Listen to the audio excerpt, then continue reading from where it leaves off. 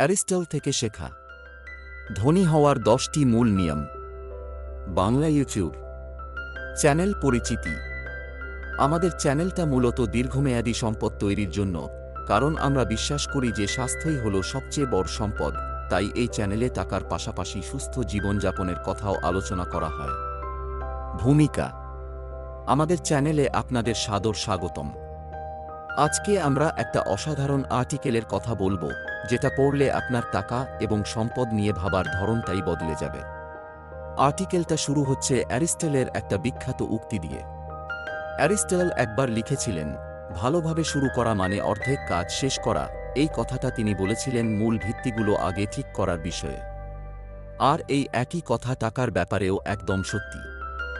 বেশিরভাগ মানুষ একটা কথা ভাবেন না, সেটা হলো আপনাকে একবারই ধনী হতে হবে। এরপর আপনার কাজ হলো সেই সম্পদ রক্ষা করা এবং বাড়ানো। তাই সম্পদ তৈরি করাটা পৃথিবীর সবচেয়ে মূল্যবান খেলাগুলোর একটা।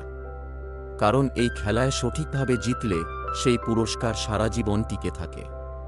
কিন্তু সম্পদ তৈরি করাটা একটা খেলা, এবং যে কোনো খেলার মতোই জেতার আগে আপনাকে খেলতে প্রতিশ্রুতিবদ্ধ হতে হবে। আজকে আমরা সেই মূল বিষয়গুলো নিয়ে কথা বলবো। 10টা মূল নিয়ম, যেগুলো বারবার পড়লে যে কোনো আর্থিক সমস্যার উত্তর পাওয়া যায়। তাহলে চলুন শুরু করা যাক। নিয়ম 1, একটা বিপরীতমুখী মানসিকতা গড়ুন। প্রথম এবং সবচেয়ে গুরুত্বপূর্ণ নিয়মটা হল, যে কোনো কৌশল, যে কোনো বিনিয়োগ, যে কোনো পরিকল্পনার আগে মানসিকতাটা ঠিক করতে হবে। সম্পদ তৈরি করতে হলে আপনার চারপাশের বেশিরভাগ মানুষের থেকে সম্পূর্ণ ভিন্নভাবে চিন্তা করতে হবে। বেশিরভাগ মানুষ এখনকার জন্য অপটিমাইজ করে, মানে এখন ভালো জিনিস কিনব, এখন ভালো অভিজ্ঞতা নেব, এখন দেখতে ভালো লাগব। কিন্তু যে মানুষ সম্পদ তৈরি করে, সে পরের জন্য অপটিমাইজ করে। সে আজকে ছোট ছোট ত্যাগ করে, যেগুলো সময়ের সাথে বড় সুবিধায় পরিণত হয়। তাই যদি সম্পদ তৈরি করতে চান, তাহলে একটা বিপরীতমুখী মানসিকতা গড়তে হবে। বিপরীতমুখী কারণ আপনার চারপাশের বেশিরভাগ মানুষের স্বাভাবিক আচরণ আপনাকে ধনী হতে দেবে না। যখন বন্ধুরা নতুন গাড়ি কিনছে, তুমি বিনিয়োগ করছো। যখন সবাই সর্বশেষ জিনিস কেনার কথা বলছে, তুমি ভাবছো কি বিক্রি করা যায়। যখন বাজার ধসে পড়ছে এবং সবাই আতঙ্কিত, তুমি সুযোগ খুঁজছ। এটা কৃপণ হওয়া বা সামাজিক বিচ্ছিন্ন হওয়া নয়। এটা হলো সচেতনভাবে একটা ভিন্ন খেলা খেলার সিদ্ধান্ত নেওয়া। একটা দীর্ঘ খেলা, একটা ভালো খেলা। সম্পদ তৈরিকে অগ্রাধিকার দিতে হবে। একটা অস্পষ্ট ইচ্ছা নয়, একটা প্রকৃত প্রতিশ্রুতি, যেটা প্রতিদিন নিজেকে মনে করিয়ে দিতে হবে। কলকাতার উদাহরণ দিই। ধরুন আপনার বন্ধুরা সবাই পুজোর বড় শপিং করছে, নতুন ফোন কিনছে। আপনি সেই টাকাটা মিউচুয়াল ফান্ডে রাখলেন। এই মুহূর্তে আপনাকে একটু আলাদা মনে হবে। কিন্তু 10 বছর পরে আপনার বন্ধুদের সেই ফোনের কোনো মূল্য নেই, আর আপনার বিনিয়োগ কয়েক গুণ বেড়ে গেছে। নিয়ম 2, সবসময় খরচের হার কম রাখুন। দ্বিতীয় নিয়মটা সবাই জানে, কিন্তু কেউ মানে না। সেটা হলো, আয়ের চেয়ে কম খরচ করো।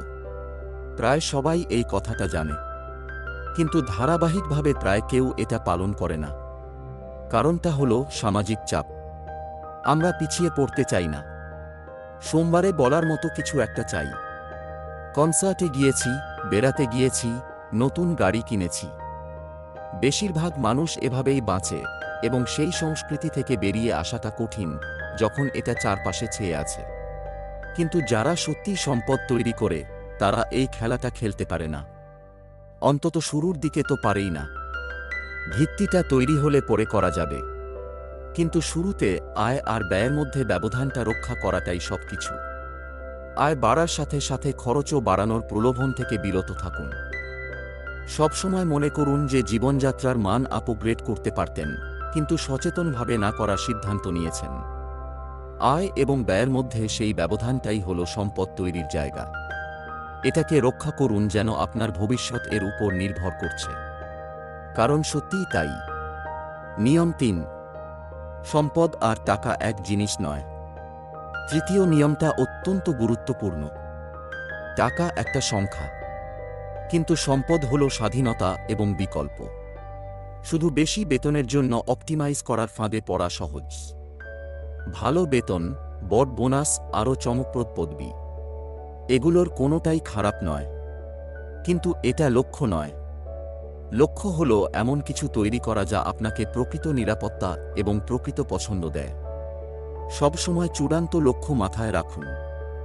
আপনি এখানে বেশি উপার্জন করতে আসেননি, আপনি এখানে সম্পদ তৈরি করতে এসেছেন। সহজ উদাহরণ দিই। ধরুন আপনার মাসে 50,000 টাকা বেতন আছে, কিন্তু সেটা ফুরিয়ে যায়। আর আপনার বন্ধুর মাসে 30,000 টাকা বেতন, কিন্তু সে 10,000 টাকা বিনিয়োগ করে। 10 বছর পরে কে বেশি সম্পদশালী? আপনার বেতন বেশি, কিন্তু বন্ধুর সম্পদ বেশি। টাকা আর সম্পদ এক জিনিস নয়। নিয়ম 4, নিখুঁতভাবে নয়, ধারাবাহিকভাবে বিনিয়োগ করুন। চতুর্থ নিয়মটা নিয়ে অনেকে ভুল করেন। কেউ বাজার নিখুঁতভাবে সময় দিতে পারে না।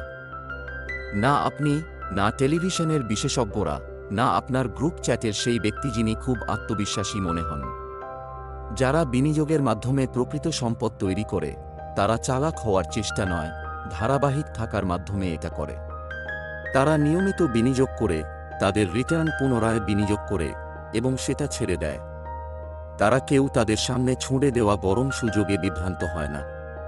তারা 100 গুণ রিটার্নের পিছনে ছোটে না। তারা একঘেয়ে থাকে এবং বিনিয়োগে থাকে। সময় ইঞ্জিন। ধারাবাহিকতা হল জ্বালানি, বাকি সব কোলাহল। কলকাতার উদাহরণ দিই। প্রতি মাসে 5,000 টাকা করে সেভ করুন। মার্কেট উঠুক বা নামুক, থামবেন না। 10 বছর পরে এটাই আপনার সবচেয়ে বুদ্ধিমান সিদ্ধান্ত হয়ে উঠবে। নিয়ম 5, আপনার সবচেয়ে বড় শত্রু আপনার নিজের মন। পঞ্চম নিয়মটা শুনতে একটু অদ্ভুত লাগতে পারে, কিন্তু এটা সবচেয়ে গভীর সত্য। ভয়, অধৈর্যতা, তুলনা এবং অতিরিক্ত আত্মবিশ্বাস, এগুলো খারাপ বিনিয়োগের চেয়ে বেশি সম্পদ ধ্বংস করে।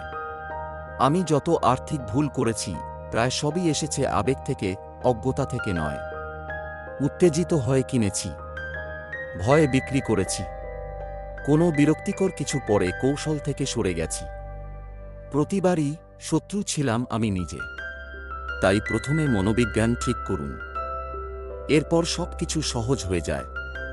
এছাড়া আর্থিক মিডিয়া এড়িয়ে চলুন, বিশেষত টুইটার এবং ইউটিউবের আর্থিক অ্যাকাউন্টগুলো। সবাই মনে করে তারা সব জানে এবং পূর্বাভাস দিচ্ছে। তারা খুবই বিশ্বাসযোগ্য মনে হয়, কিন্তু খুব কমই সঠিক হয়। পথে মনোযোগ রাখুন। নিয়ম 6, শুধু সঞ্চয় করে ধনী হওয়া যায় না। ষষ্ঠ নিয়মটা অনেকের কাছে অবাক করা হতে পারে। সঞ্চয় ভিত্তি তৈরি করে, কিন্তু এটা কৌশল নয়। সঞ্চয় অ্যাকাউন্টে বসে থাকা টাকা প্রতি বছর মুদ্রাস্ফীতিতে মূল্য হারায়। আপনি সঞ্চয় করেন যাতে বিনিয়োগ করার মতো কিছু থাকে। লক্ষ্য হল টাকাকে কাজে লাগানো যাতে সে ঘুমের মধ্যেও উপার্জন করে। আক্রমণাত্মকভাবে সঞ্চয় করুন, কিন্তু কখনো সঞ্চয়কে সম্পদ তৈরির সাথে গুলিয়ে ফেলবেন না। এগুলো সম্পর্কিত কিন্তু আলাদা। সহজ ভাষায় বলি, ধরুন আপনি প্রতি মাসে 10,000 টাকা ব্যাংকে রাখছেন। সুদ হচ্ছে 4%, কিন্তু মুদ্রাস্ফীতি 6%। মানে আপনার টাকা আসলে প্রতি বছর 2% করে কমছে। তাই সঞ্চয় করুন, কিন্তু সেই সঞ্চয়কে সঠিক জায়গায় বিনিয়োগ করুন। নিয়ম 7, দেখানোর ফাঁদে পড়বেন না। সপ্তম নিয়মটা আজকের যুগে অত্যন্ত প্রাসঙ্গিক। কিছু ক্ষেত্রে চেহারা গুরুত্বপূর্ণ। যদি আপনি পরামর্শদাতা বা আইনজীবী হন, তাহলে চেহারার দিক থেকে দেখতে হবে। এটাই বাস্তব। কিন্তু এখানে যে গভীর ফাঁদের কথা বলা হচ্ছে, সেটা অন্যরকম। সেটা হলো টাকা আছে দেখানোর জন্য টাকা খরচ করা। দামি ব্যাগ, বিলাসবহুল ব্র্যান্ড, এমন জিনিস সংগ্রহ করা যা অন্যদের দেখাতে পারেন যে ভালো আছেন। এটা মুহূর্তে ভালো লাগে, দীর্ঘমেয়াদে এটা সম্পদের হত্যাকারী। নিজেকে সৎভাবে প্রশ্ন করুন, আমার কি সত্যি এটা দরকার, নাকি আমি শুধু চাই? উত্তর প্রায় সবসময় পরেরটাই হবে। আর চাওয়া কোনো কিছু কেনার কারণ নয়, বরং সেই টাকা বিনিয়োগ করুন। কলকাতার উদাহরণ দিই। আপনার বন্ধু নতুন আইফোন কিনল সবাইকে দেখানোর জন্য। আপনি পুরনো ফোন দিয়ে কাজ চালিয়ে সেই টাকা ফান্ডে রাখলেন। ৫ বছর পরে কে সত্যিকারের সম্পদশালী? নিয়ম ৮।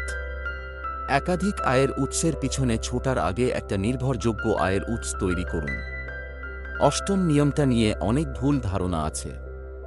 সবাই একাধিক আয়ের উৎসের কথা বলে, প্রায় কেউ প্রথমে একটাতে দক্ষতা অর্জনের কথা বলে না।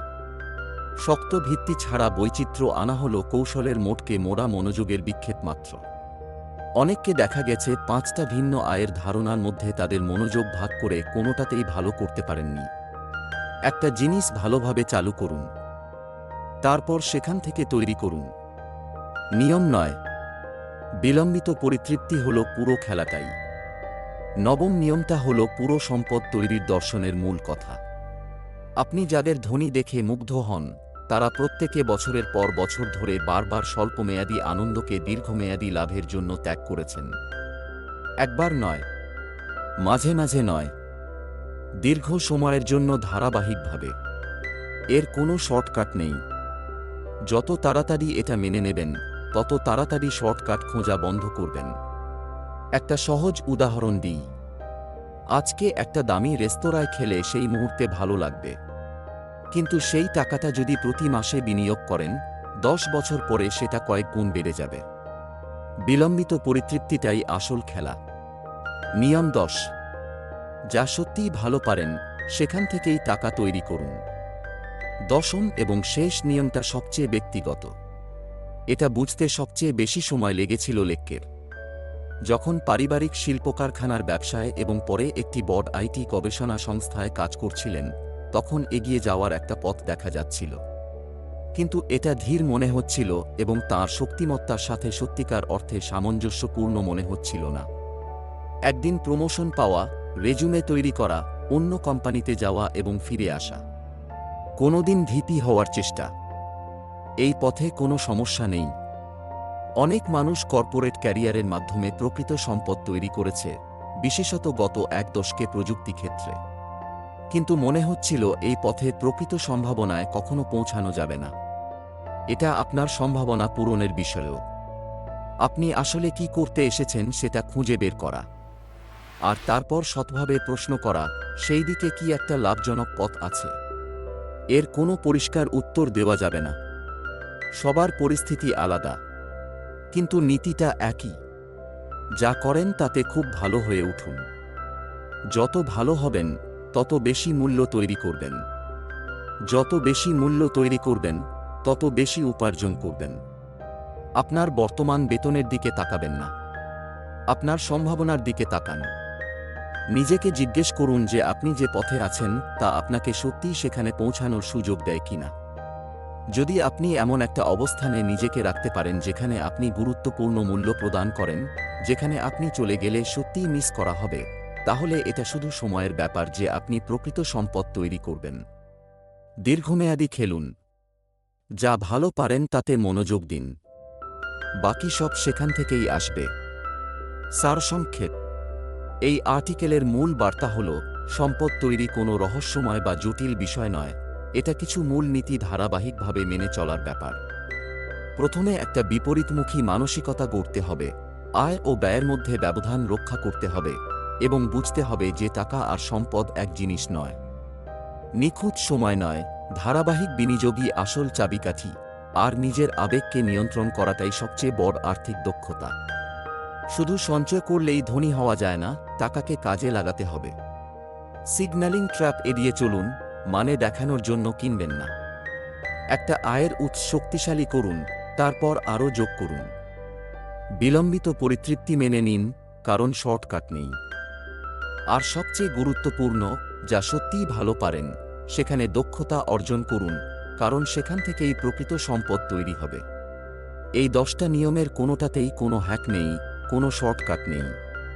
কিন্তু যতবার আটকে যাবেন, এই তালিকায় ফিরে আসুন, বেশিরভাগ আর্থিক সমস্যার উত্তর এখানেই পাবেন। ধন্যবাদ ও আবেদন। বন্ধুরা, আজকের এই আলোচনা কেমন লাগলো? এই 10টা নিয়মের মধ্যে কোনটা আপনার মনে সবচেয়ে বেশি ধরেছে?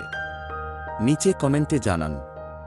মনে রাখবেন, এই নিয়মগুলো নতুন নয়, কিন্তু এগুলো আগে শুনেছেন বলে সত্য হওয়া থেমে যায় না। বারবার শুনুন, বারবার মনে করিয়ে দিন নিজেকে, এবং একটু একটু করে জীবনে প্রয়োগ করুন। যদি এই ভিডিওটা আপনার ভালো লেগে থাকে, তাহলে অবশ্যই একটা লাইক দিন। আপনার বন্ধু, পরিবার এবং প্রিয়জনদের সাথে শেয়ার করুন। কারণ এই জ্ঞান যত বেশি মানুষের কাছে পৌঁছাবে, তত বেশি মানুষ আর্থিকভাবে সচেতন হবেন। এবং এখনও সাবস্ক্রাইব না করে থাকলে এখনই করুন। বেল আইকনটা প্রেস করুন, যাতে এই ধরনের আর্থিক শিক্ষামূলক ভিডিওর নোটিফিকেশন সবার আগে পান।